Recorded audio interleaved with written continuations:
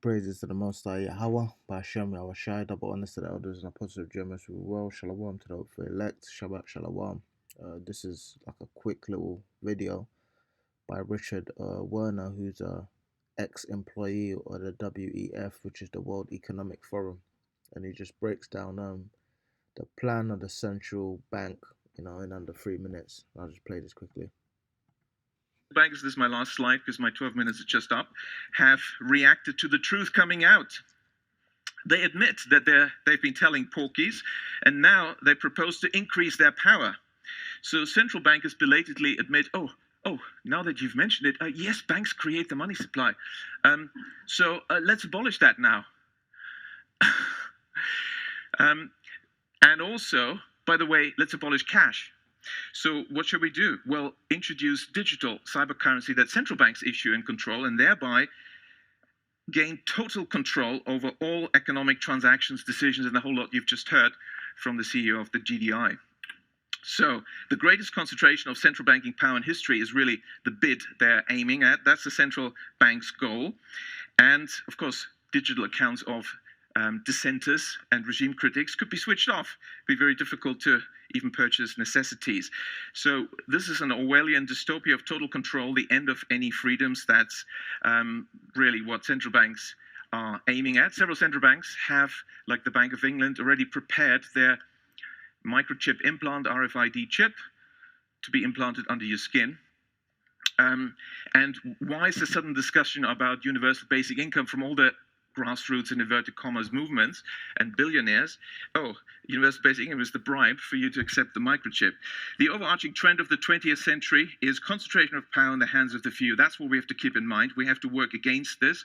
We don't want to have these unaccountable central planners making decisions. We need decentralization, and the solution therefore is to maintain public money in the hands of local community banks, decentralize decision making, give local people the power in the form of local public banks and local not-for-profit community banks. As I walked in, I was delighted to see that the Gottlieb Duttweiler Institute is also about Genossenschaften, cooperatives, and of course, the majority of banks in Germany are cooperative banks. That's a bunch of bullcrap anyway, man. At the end of the day, Esau is he's an unprofitable ruler, and he said it all himself. He said basically these I think there was another video of him going into how these billionaires they didn't want universal basic income, but as soon as the prospect of the chip came in, then they were all voting for it. Why? Because now, there's a means to control it. Because before, if you had universal basic income, people would be spending the money on whatever they want. There'd be a level of freedom that comes with getting free money and not having to work. But now with a chip, you can basically give people an allowance and control them. So they're like, yeah, we should introduce it.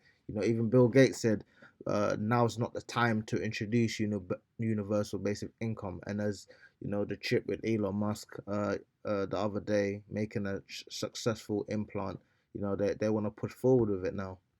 And he said everything they need to say. This is Job 15:3. Should he reason with unprofitable talk, or with speeches wherewith he can do no good? See, everything that this guy is saying, even though he's exposing the bankers, his talk isn't profitable, because he's basically saying that the system works, even though he just admitted it doesn't work. So you just contradicted yourself in about a 3 minute segment. Yea, that thou castest off fear and restrainest prayer before other one, for thy mouth uttereth thine iniquity, and thou choosest the tongue of the crafty. Thine own mouth condemn thee, and not I, yea, thine own lips testify against thee.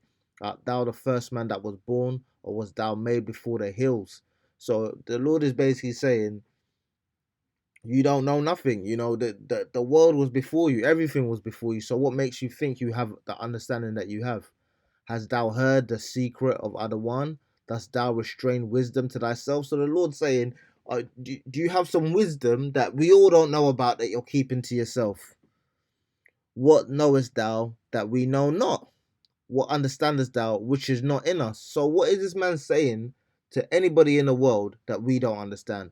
We know you're wicked. and we can see your system doesn't work. I googled the world debt amount. It says 303 trillion dollars. Now, who do these world governments owe this money to?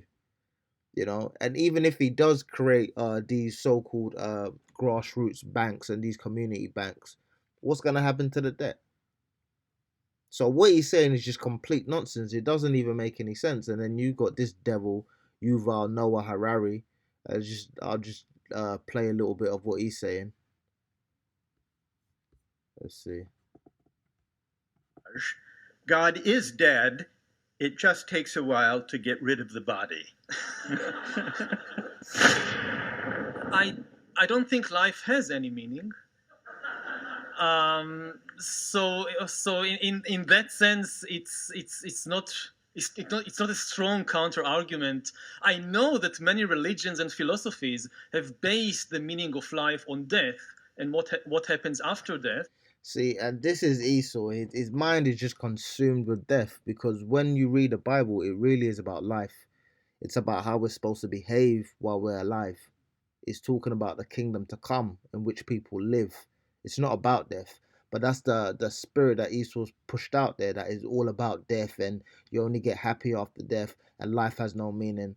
Yeah, the meaning of life is to fear the Most High, and to do His works, to live by the law, statutes, and commandments. But this is above this devil, right? Because to him, life has no meaning. So to him, he can basically do whatever he wants, and then he dies, and he doesn't care about what happened. He doesn't care about what happens after him. So he doesn't care about his children. He doesn't care about his children's children.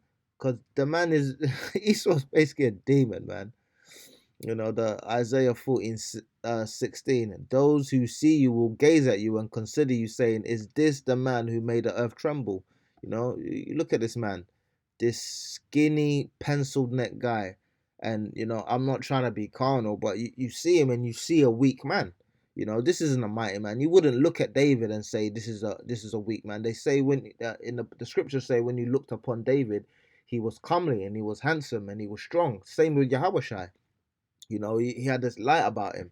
There's no light about this man. When he speaks as death. Who shook kingdoms, who made the world as a wilderness, and who destroys its cities, who did not open the house of his prisoners. So it basically talks about how this man oppresses everybody. When you have the philosophy of thinking that everything is about death, that's how you behave. Everything in you what was the saying? You are what you think, right? So if all you do is think about death and life has no meaning, you're gonna behave in that way. You're gonna do whatever you want because you don't care what's gonna happen to the earth. You're gonna take oil out of the earth. You're gonna take diamonds out of the earth. You're gonna enslave people because in your mind you'll never have to pay for it because it has no meaning. This man's a devil, man. John 10:10. The thief cometh not but for to steal. He comes to steal and to kill and to destroy.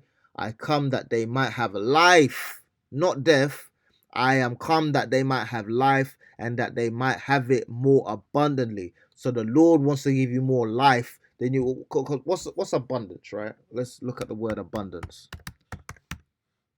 More than you need, man. An ample quantity, an abundant amount, profusion, a city that has an abundance of fine restaurants, affluence, wealth, a life of abundance.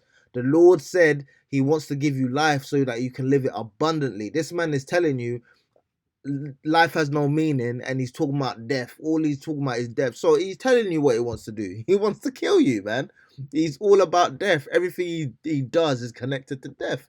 And they tell on themselves. This is where it talks about, their tongue falling on themselves, right? Because even in this movie, Planet of the Apes, what does it say? Beware the beast, man, for he's a devil's pawn. Alone among... Let me get it. I don't want to even want to read it from the... Beware the beast, man, for he's a devil's pawn. Alone among God's primates. He kills for sport, right? So he'll kill a bear, and I just saw the lesson by Elder Manatas, but he'll kill a bear, an alligator, and he'll put it as a trophy. He don't even eat it. He don't even need to eat it. These animals kill to eat. He kills for sport or lust or greed. Yea, he will murder his brother to possess his brother's land. He's talking about Esau. Let him not breed in great numbers, for he will make a desert of his home and yours.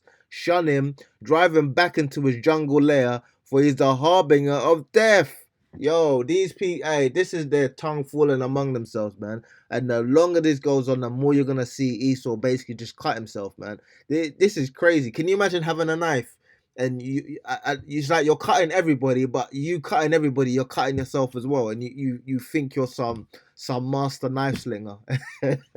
Oh man, I'm not trying to be carnal, but Esau something else, man. You know, Lord willing, it was edifying. You know, brothers can look up Richard Werner himself and Yuval Harari. I don't see the point because they're a bunch of demons, but you know, give you a better idea of what these devils are planning. You know, Lord willing, this video was edifying. Shabbat Shalom. All praises to the Most High. Yahweh Ba'Hashem, Yahweh Shai. Double honors to the elders and apostles of James who were well, and likewise others. You know, Shalom to the hopeful elect.